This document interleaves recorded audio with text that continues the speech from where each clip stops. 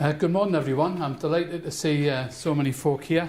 I'd like, on behalf of the University of Glasgow, to welcome you all here. We're delighted to host this event because it's extremely compatible with a large part of our research agenda here. Thermal engineering is really the new and growing strength area of this particular school, the School of Engineering here in the University of Glasgow. So we were delighted that Scottish Renewables and Neat Pump suggested that we host this event here.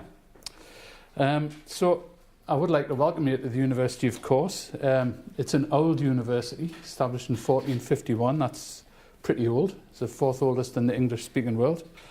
And we used to be on what was then the city centre on High Street, which is now looking a bit sorry for itself, but with great prescience we saw that coming and shifted here in 1871.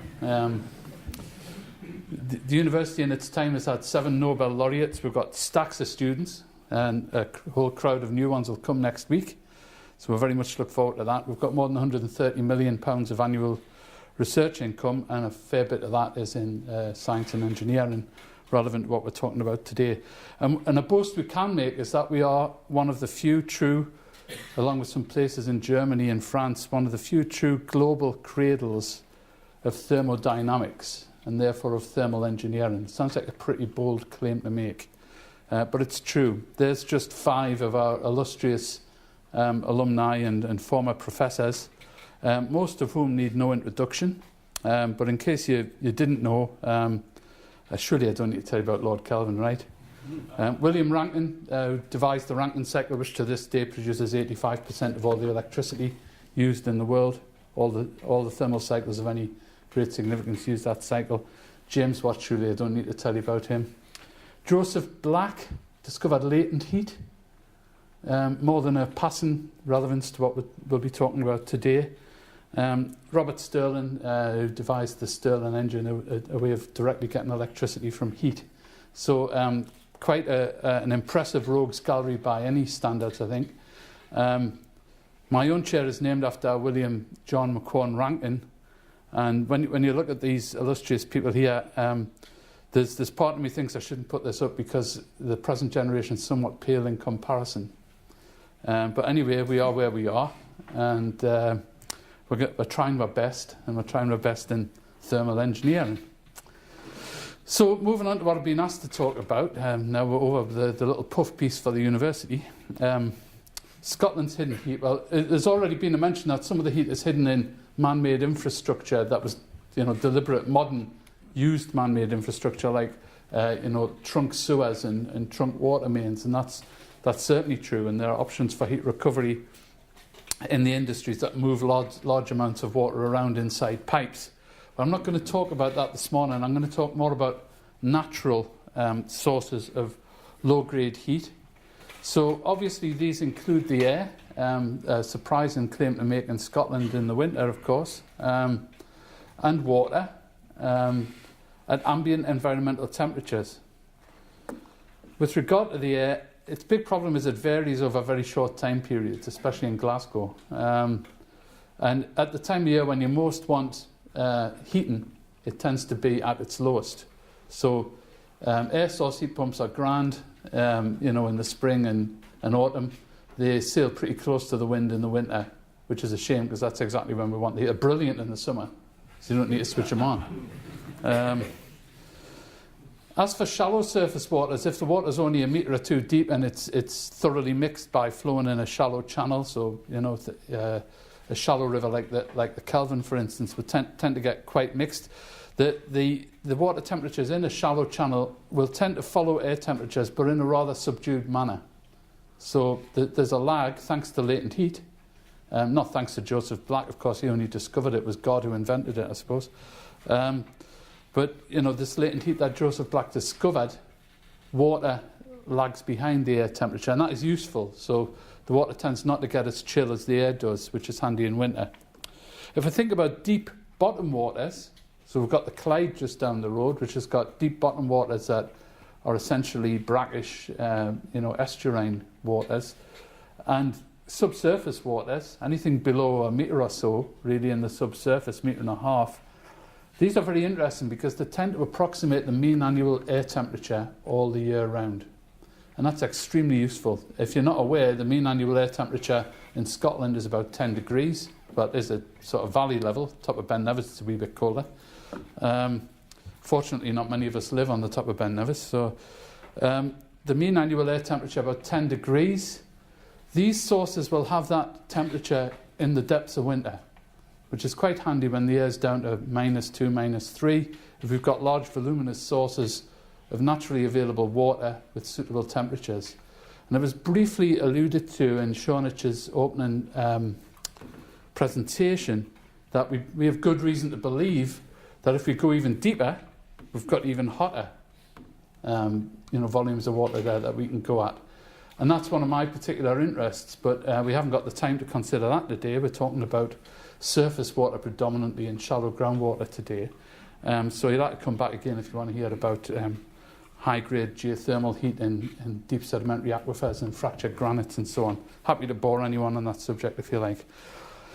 So it's well known that we have some major rivers. This is the River Clyde. There's just a short list of river names there. If we look at Britain as a whole, the Spey and the Findhorn, the last two on the list, are respectively first and second in recorded peak flows. So despite the fact their catchments are relatively short by European standards, they shift a lot of water. So, let's not beat ourselves up too much for being a small country. It rains so much that the short length of our catchments more than compensates. And we really do have some major rivers that we need to think about and not ignore. And then we've got the Firths, which is the Scots adaptation of the old word fjord. And we're going to hear a lot about the fjord at Drammen later on that Star Refrigeration stroke neat pump have been working on. Here's the Firth of Clyde just on the weekend gone. You can see, I'm sure everybody knows, but there's plenty of habitation close to the banks of the Firth of Clyde down there in the Inverclyde area in the West Dumbartonshire and Argyll areas. So we've got the Firths. Of course, I'm showing the local one rather than the Firth of Forth, you'll be pleased to note. Deep lochs. We've got so many of these, and some of them are surprisingly deep. A lot of the sea lochs are hundreds of metres deep. Loch Lomond gets over 100 metres deep. Loch Nevis, Loch Morra, several of these are a couple of hundred metres deep due to glacial over-deepening. And you might say, well, that's all very well, Paul, but they're in the middle of nowhere. Which is, to some extent, true. I mean, the Scottish population is definitely skewed to the central belt, and it's hard to deny that. But having these abundant sources of water in the Highlands and Islands, I think, offers us a particularly intriguing possibility. Because this is just 2 weeks ago. Here's the headline on the West Highland Free Press, to which I subscribe, being a bit of a chukta by heart. And this is not news, really. This has been known for a while, but it's just been reconfirmed by another survey. Island homes, and for that you can say as well that the West Highland area in general have the worst fuel poverty in Western Europe. That's pretty disgraceful, because we're not the coldest country in Western Europe, not by any means. Even compared with Central Europe, we don't really have cold winters, yet we've got the worst fuel poverty in Western Europe, and yet everybody's living in close proximity to these huge lochs that could be, very, very effective low carbon ways out of the trap of fuel oil, coal, peat and other expensive things that people are resorting to in the Highlands and Islands. And if we want to keep vibrant, viable communities in that part of the country, we're going to have to address fuel poverty, because it's a huge item of poverty as a whole. It's a huge item of the overall bill that sends people migrating to the cities in a sort of slow and silent continuation of the Highland clearances. Okay, here ends the lesson. Groundwater. It comes as a surprise to a lot of people, partly because most people's first connection with groundwater is seeing somebody going on about water diviners. It comes to, as a surprise to a lot of people, that groundwater is ubiquitous. It's absolutely everywhere. So I could take a forked stick now, and I could impress you all by walking across the stage like this with the stick twisting in my hands, and look at great concentration on my face. And then I go, oh, there, right? Drill there. And in your ignorance, you duly drill there. Ever so impressed when you find groundwater. I could have hide the stick randomly anywhere within reach and you'd have got the same result, you know? As groundwater is ubiquitous. The question is not, is groundwater there, which is the one that water diviners purport to answer. The question is the rock that it's sitting in sufficiently permeable to allow the water to move and sufficiently porous for there to be a useful volume of it available to us if we get it to move?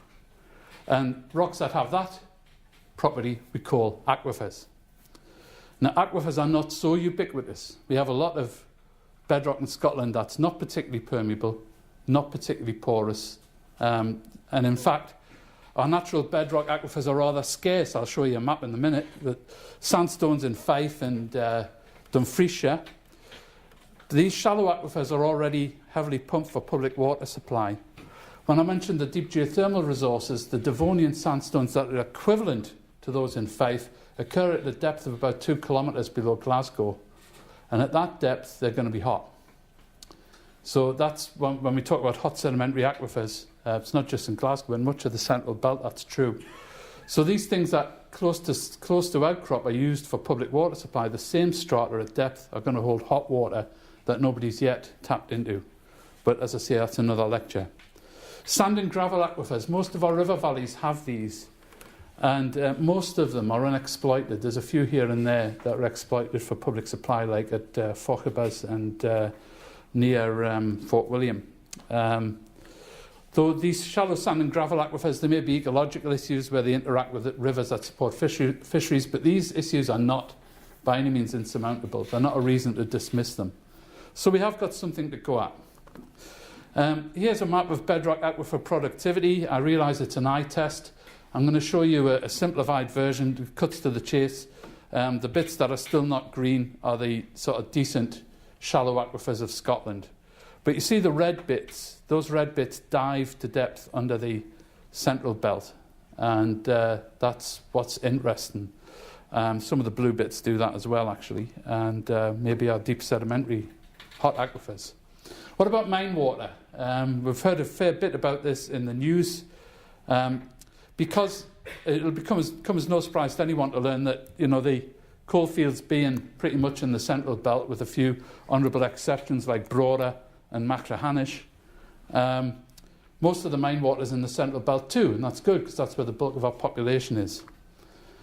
So it's widespread. The workings are pretty much all flooded these days. The mine water is variably accessible at depths varying from a few metres or a few tens of metres beneath our feet here. For instance, the water in the old workings is about the level of the River Kelvin outside, so you know, a few tens of metres down, and a few hundred metres, depending where you are.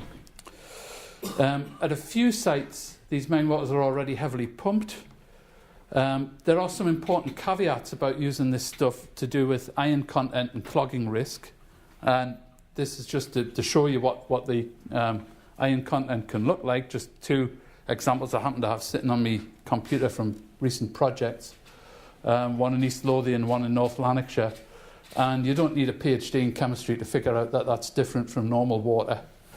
And it's different from normal water because it's full of iron, which when it stays in the subsurface is in the ferrous form, which is soluble. But when it reaches the surface, it interacts with the atmosphere, which, as you know, contains oxygen. And that transforms the iron to the ferric form, which rapidly forms an insoluble precipitate of ferric hydroxide, which is the orange gunge that you're seeing there. It's unsightly in a stream. It's a potentially difficult problem inside a pump of any description, whether for water or heat. But again, like the ecology and sand and gravel things, it's not insurmountable. We have ways around this. We can cope with this, largely by making sure we keep the water anoxic as long as we're pumping it, and prevent the formation of these salts. I couldn't resist putting that picture in. It's Scotland's single biggest uncontrolled mine water at the minute. It's causing a huge headache in the Muad'Din open cast mine in Fife, which was suddenly abandoned due to the collapse of the price of Scottish coal. You see the volume of this stuff and the amount of iron that's in it. So not to be taken lightly, but if you can imagine roadways like this under Glasgow with water in them, it's a bit enticing if you can avoid the iron problem. We've recently done a paper, myself and my colleague Martin Preen, on this issue of geothermal energy and mining. You need to consider whether you'd be using abstraction only with surface disposal of water, which is what the Coal Authority do, or abstraction followed by reinjection. There's some implications for void stability that need to be assessed. For instance, if you start pumping water from some flooded workings, it is possible to remove buoyant support from the roof, and this could induce, in some cases, a collapse. And also erosion by turbulent flows of water. If you're inducing suddenly turbulent flow where it was laminar before, you can get erosion of the coal pillars that are left in place. Again, none of this is insurmountable. None of this is unknown territory. We can cope with all of this. But the main thing is that if you're going into these sorts of issues, you need to go in with your eyes open instead of going in blithely and assuming everything will be all right and then dealing with the problems afterwards. That's not so clever. The first person that does that will sort of write off the resource for other people who will then be viewed with great suspicion. So done correctly, all of these things can be dealt with, but you do need to know a wee bit about mining and hydrogeology and so on. And we've already said there's some hydrochemical aspects, not just oxidation and mineral precipitation, but also in some cases corrosion. Some of these waters are quite happy to eat metal of any description. So you need to look at galvanic protection and stuff. Again, it's nothing we don't know about from mining days, but as the likes of me get older, we're starting to forget it. So I'm like a young whippersnapper in the field of mine water management. Look at the state of me, And just to take Glasgow as an example, look how widespread old mine workings are. This is a BGS map prepared with the City Council and with the North Lanarkshire Council. They're pretty widespread. We've got a lot of places in the city where we could be tapping into this. And we could draw a very similar map for many places in the central belt. In fact, the University of Glasgow has its own abandoned coal mine. It's pretty much underneath us. The bit underneath us is flooded. But if you go beyond the main building there towards where our chemistry building is, it comes above the water table, just shown with this blue line here.